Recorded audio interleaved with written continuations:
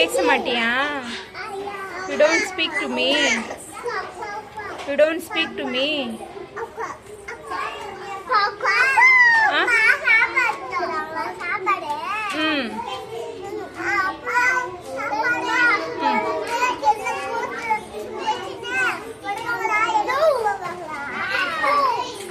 அம்மா சாப்பாடு வச்சுட்டு குழம்பு வச்சுட்டு பொரியல் பண்ணிட்டு அப்பளம் பொரிச்சிட்டு வருவாங்க.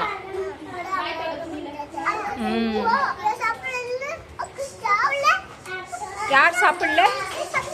இன்னும் சாப்பிடல. அதுக்கு தான் அம்மா செஞ்சு வச்சுட்டு வேற போயிருக்கிறாங்க. கீழே இருக்கிறாங்களா? சரி. அப்படியா? சரி.